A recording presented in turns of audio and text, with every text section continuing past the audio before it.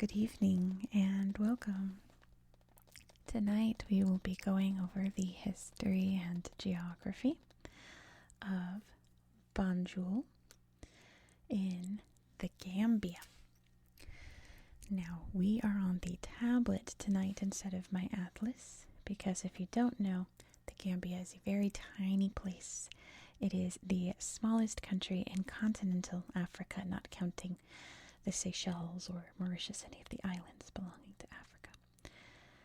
So we're going to start by zooming out so you can see just how small this country is. Here is the Gambia. Why don't I do this so you can see the whole entirety of it? This is the Gambia. It follows the Gambia River, and it has a very interesting history about why it's shaped in this way. I'll link the playlist up there so you can learn more about the Gambia.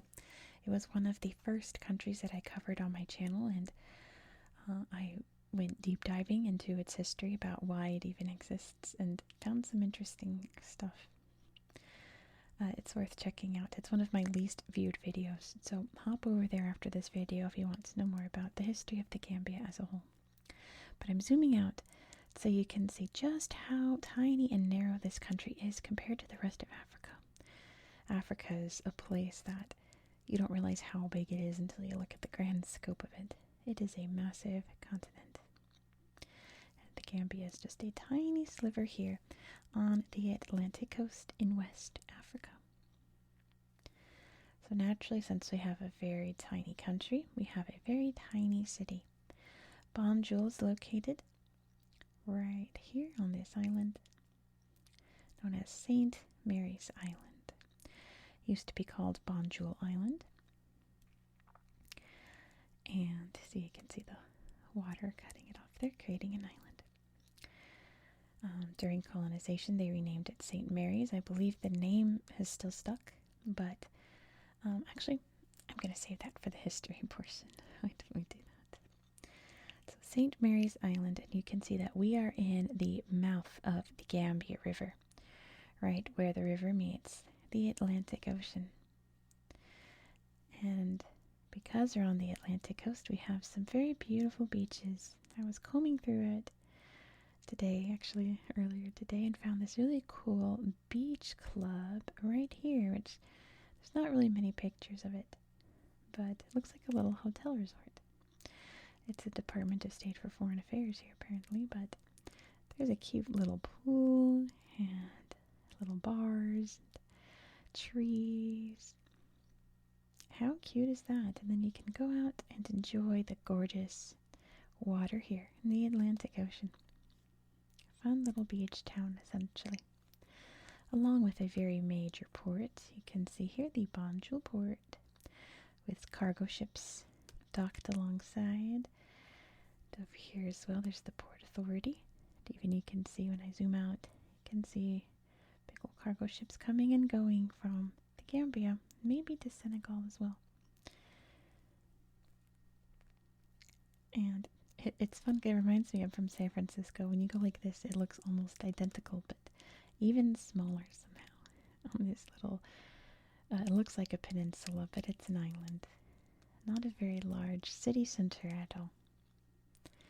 With lots of extra land out here. You can see there's some oil happening there. Lots of factories and more port stuff. And here, lots of mangroves as well, thriving in this saltwater river estuary. It's where mangrove trees love to be. One thing that Banjul and the Gambia in general is known for is peanuts. They grow a lot of them. They thrive in this environment, apparently, and here in Banjul you can get pretty much any peanut, anything. So if you're a peanut person, if you're like Anya Forger and you love peanuts, this place should be on your bucket list, because you can literally get anything made out of peanuts, made with peanuts, etc. Pretty cool, I think. But the history of this town is fairly new, actually. It wasn't founded until very late, but in the 1600s, I believe 1651, it became part of a colony belonging to a country that you may have never heard of. It was called Courland and Semigalia. And again, if you watch my Gambia video, you'll learn more about Courland and Semigalia. I believe it was located in what's now Latvia and maybe bits of Lithuania. But it was an attempt to create a new duchy in Europe. And at the time, 1650s, the thing to have in a new country in Europe was a colony, and all they could really get was the area around the Gambia River. So they didn't develop this island, but they certainly claimed it. The city wasn't founded until 1816 by the British. The British at this point were very intent on stopping the slave trade.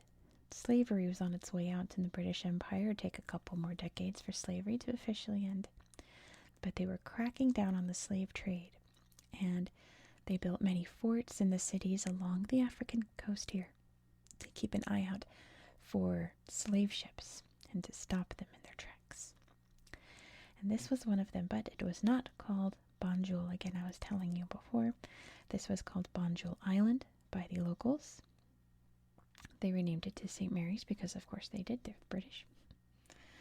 And they named the city Bathurst, which, I don't know, that's an awful name. I talked about before about names of places I really like. Bathurst doesn't sound good. It doesn't feel good in my mouth to say. It feels horrible to say. So thankfully it's no longer Bathurst. It was changed much later. I'll get into that in its history. But it was known as Bathurst for quite a while. I noticed that you can see the names of the little neighborhoods here. You see Jollof Town, which I'm sure you can get some good jollof rice there.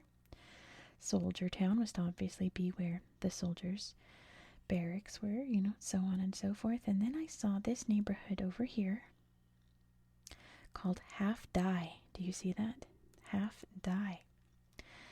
And that is because there was a huge cholera epidemic here in 1869. And wouldn't you know it, the people who lived here, half of them died. And the nickname stuck ever since. Really depressing history there, but interesting that it's still called that. And I wonder if people who were there know why it's called that. People usually don't think about where names come from. A lot of the street names here are named after generals who fought in the Battle of Waterloo. According, I think Bathurst, the actual Bathurst person, probably did as well. I didn't look up too much about him. And no offense if your last name is Bathurst. I just don't think it's a good name for a city. Fine for a person, not so much for a lovely little place like this, I think. Another tragedy would occur here in 1946. An airplane belonging to a British, I think it's like the British South American Airways, crashed on the runway as it was taking off. I believe 22 perished. And this area over here was a graveyard for British people.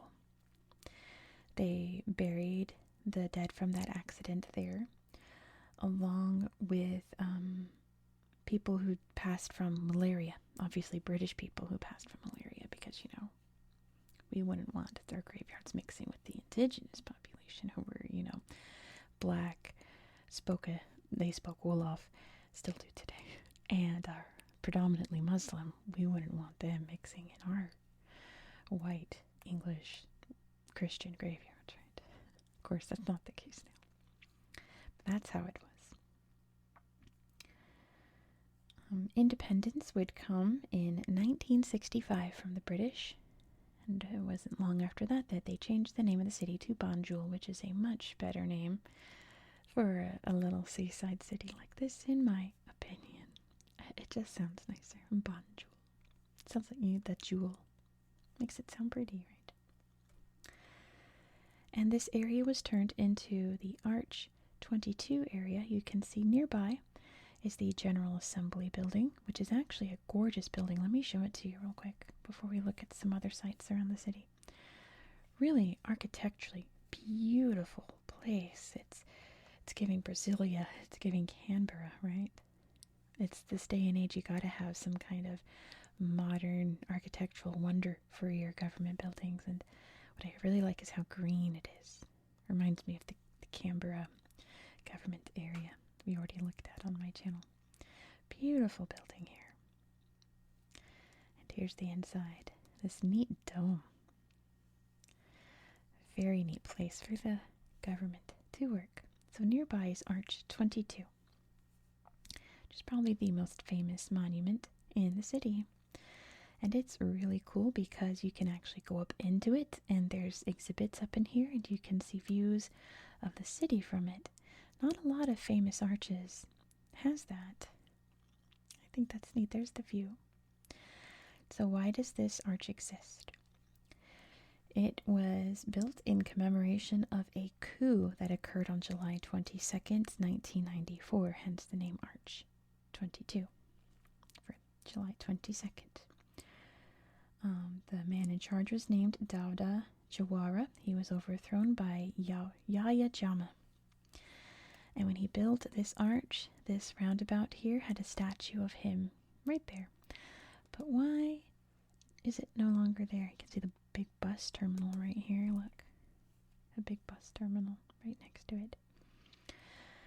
Why is he no longer there? Well, it turns out he's kind of the worst. He's not a good person.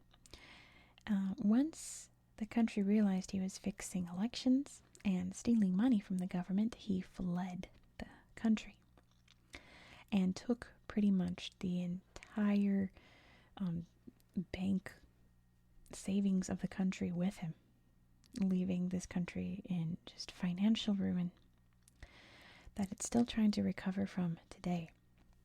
He's still being prosecuted to this day, getting his many houses repossessed, things like that, mainly in the United States. I think he was hiding out in New Jersey, if I recall. He's been hiding out in various places, trying to avoid the consequences of his actions. And essentially that's where we are in the history of Banjul today. There's a lovely museum here, which I've seen really cool pictures of the exhibits. But sadly the slideshow doesn't show them. So I would recommend, I probably should have pulled some up. You can see some of the little exhibits here. Cool statues. I like this one a lot. Some outdoor areas here. You can see some neat costume, jewelry, and let's see, look at this mask. That is amazing. From the very long and amazing history of the people who currently live in the Gambia and Senegal as well. Their cultures were one and the same for quite a while. Really only separated due to the French taking over Senegal and the English taking over the Gambia. Interesting chimpanzee painting there. Old firearms and weapons. And very cool costume. I wish I could see this closer. But yeah, you can see more pictures of the masks and things on various websites. Over here, I believe, is the main market center, the Albert Market, and this place looks so neat. Of course, in marketplaces like this, you can pretty much find almost anything. You've got your fishies, lots of little instruments there, and textiles. All different kinds of textiles. Look how colorful these are, so vivid. Every color you can imagine you can find on some clothes here. Fish says with a baby. Oh, that's right. Can you see this baby here? I remember that from the slideshow. The little orange cat. Oh, I miss when my cat was teeny tiny. Get some fake purses and be so stylish. Get some snacks, some canned goods. You can find pretty much anything in African markets like this here. They're even working on some textiles. I wonder if this is their work up here. What else? Yeah, lots of shops selling neat clothes. You can buy a whole new wardrobe there and be absolutely stunning. Right. what else we can find. I have the everything filter on so you can see all the supermarkets and things. There's the big stadium. The ferry port, let's look at that. Banjul ferry port. This is always neat because you can see all the ships coming in and out, coming from all over the world heading to West Africa. Welcome to Banjul. There's a mosque, but I wonder if I can remember where the big mosque is. I think there's 2 or 3 really big mosques here in Banjul, and they're very important because, of course, once the British began colonizing this area and building up the city, they were like, oh, we'll just throw in, a little mosque here. They wanted to build, more important things. So I believe there's one famous mosque. Here's the Banjul Central Mosque. I think this is the newer. Oh, I've got them mixed up. This might be the older one, which that's really pretty. I like this carpet because there's little spots for everyone to pray. You have your assigned spots. There you go. You can see the big minarets there. And beautiful geometric designs, of course. Islamic religious art is calligraphy and geometric shapes and patterns and things. So it's always interesting to see how different mosques decorate. It's always different and closely tied to the culture. So I think, I could be wrong, but I think this is the older mosque that the British originally built. There is a big newer one that's beautiful and green, but I can't remember where it is. It's not popping up here that I can see. Oh, look, it says Banjul Island, so maybe it is called Banjul Island now.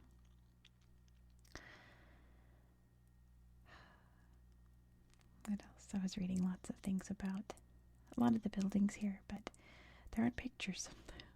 So it's hard to tell you about places that used to be like old prisons that's now like something like the Department of Education or something. Like, but yeah, I'd encourage you to explore this little city on your own because there's a lot to see.